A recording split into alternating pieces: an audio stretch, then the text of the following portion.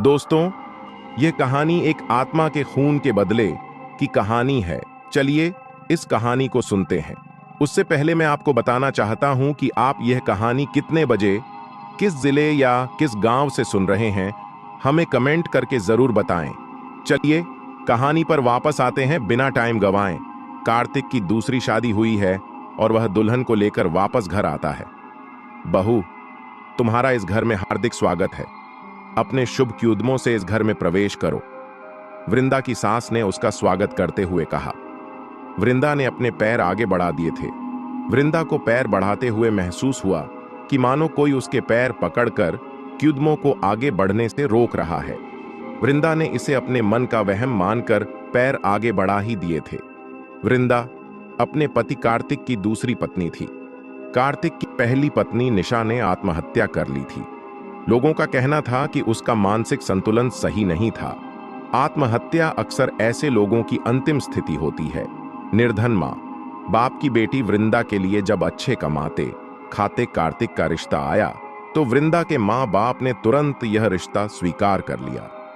बेटी के मां बाप वैसे ही बड़े चिंतित रहते हैं और अगर वह गरीब हों तो बेटी के विवाह का प्रश्न उनके जीवन मरण का प्रश्न बन जाता है। वृंदा और कार्तिक का विवाह बड़े साधारण तरीके से संपन्न हुआ था। विवाह में कुछ करीबी रिश्तेदार ही शामिल हुए थे। वृंदा की सास भी वृंदा का गृह प्रवेश करवाकर अगले दिन ही अपने गांव लौट गई थी। वृंदा की देवरानी गर्भवती थी और प्रसव कभी भी हो सकता था।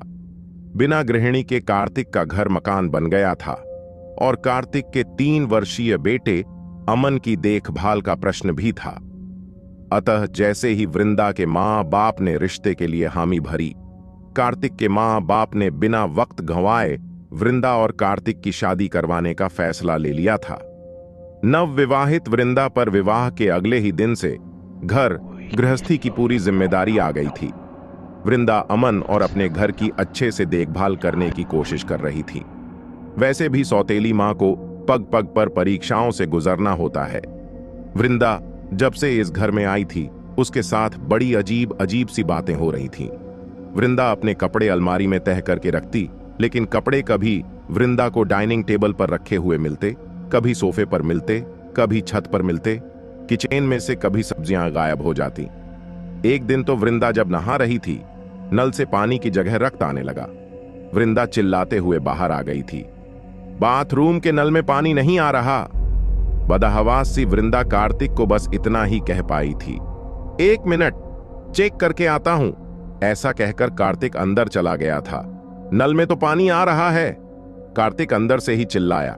अच्छा हुआ तुम्हारे कहते ही मोटर नहीं चलाने गया, नहीं तो पानी बेकार ही बहता और बिजली का बिल बढ़ता जो अलग। पता नहीं तुम्हारा ध्यान रहता कहां है। वृंदा को देखते ही कार्तिक शुरू हो गया था।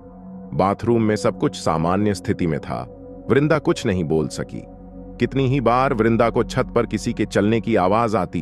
वृंदा बार बार छत पर चेक करके आती, लेकिन वहां पर कोई भी नहीं होता था। वृंदा गैस स्टोव बंद करके आती, लेकिन वह दोबारा जल जाता। एक बार तो वृंदा ने सब्जी तैयार करके गैस स्टोव बंद कर दिया था, लेकिन गैस जल जाने के कारण पूरी सब्जी जल गई। वृंदा ने अमन के लंच बॉक्स में अचार और पराठा रख दिया था, लेकिन कार्तिक उस पर बरस पड़ा था।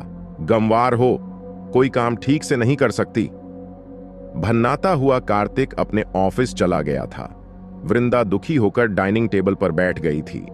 वृंदा की नजर तब सामने लगी निशा की तस्वीर पर पड़ी तो वृंदा की भय से चीख ही निकल गई थी, जिसमें निशा की तस्वीर रो रही थी और उसके आंसू खून के थे। वृंदा ने इसे अपने मन का वहम समझा और अपनी गर्दन झटक कर दोबारा तस्वीर की तरफ देखा। अब वह तस्वीर एकदम सही थी। तभी वृंदा की चेयर हिलने लगी। वृंदा डर से कांप गई थी। वृंदा की चेयर अपने आप ही तस्वीर के एकदम सामने पहुंच गई थी।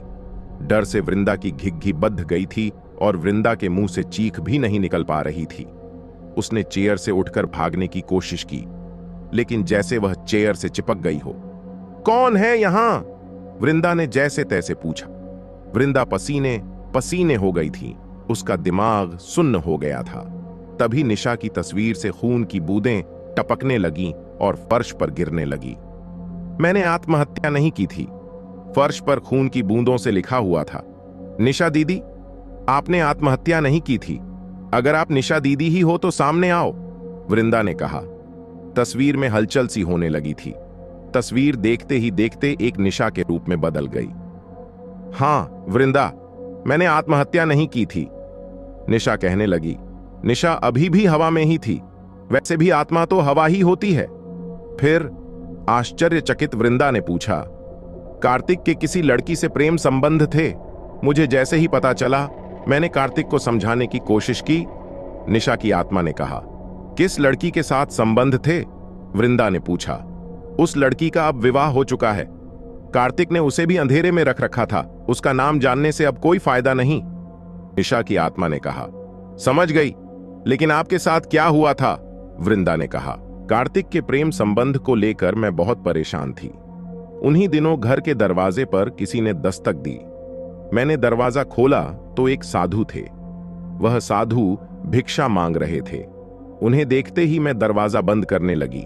तभी साधु ने कहा कि पुत्री, तुम्हारे पति के कारण तुम परेशानी में हो। साधु की बात सुनकर मुझे उन पर विश्वास हो गया था। मैंने उन्हें अपनी पूरी कहानी सुना दी। तब साधु ने मेरी समस्या सुलझाने का विश्वास दिलाया। आत्मा ने कहा, फिर आपकी समस्या सुलझी? वृंदा ने पूछा। साधु ने कहा कि मैं अगर खुद को तकलीफ दूंगी तो उतनी ही तकलीफ उस लड़की को भी मिलेगी। साधु की बातों में आकर मैं भूल ही गई थी कि दर्द देने से दर्द कभी नहीं मिटता। फिर भी मैंने अपने सिर पर पत्थर से चोट की और दूसरे दिन चुपचाप उस लड़की के घर पर जाकर देखा तो उसके सिर पर भी चोट थी। मुझे बुखार हुआ तो उसे भी बुखार हुआ। साधु ने कहा कि अगर मैं आत्महत्या की कोशिश करूंगी तो वह लड़की भी करेगी और वह मर जाएगी। मैं इतना बौखलाई हुई थी कि मैंने आत्महत्या की कोशिश की। फंदा बनाने और लटकने में साधु ने ही मेरी मदद की। मैं केवल आत्महत्या का नाटक कर रही थी। गलती से स्टूल गिर गया और मैं सच्ची में मर गई। आत्मा ने दुख भरे आवाज में कहा, निशा दीदी, इसमें कार्तिक का क्या दोष है? वृंदा ने पूछा। उस साधु को कार्तिक ने ही भेजा था। कार्तिक ने ही यह पूरी साजिश रची थी। मुझे साधु की बातों पर यकीन हो जाए, इसीलिए कार्तिक ने खुद ने एक दुर्घटना के जरिए उस लड़की के सिर पर भी चोट लगा दी थी। गलती मेरी भी थी, जिसकी मुझे तो इतनी बड़ी सजा मिल गई। लेकिन साजिशकर्ता कार्तिक अब भी तक स्वतंत्र घूम रहा है, निशा की आत्मा ने कहा।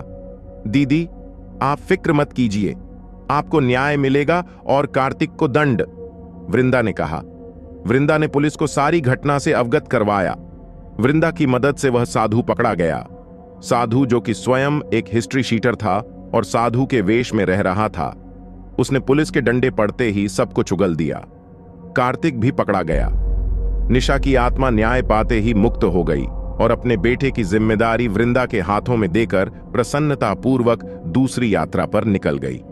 दोस्तों, आपको यह कहानी कैसी लगी हमें कमेंट करके जरूर बताएं और ऐसी ढेर सारी कहानियां सुनने के लिए हमारे चैनल को सब्सक्राइब जरूर कर लें।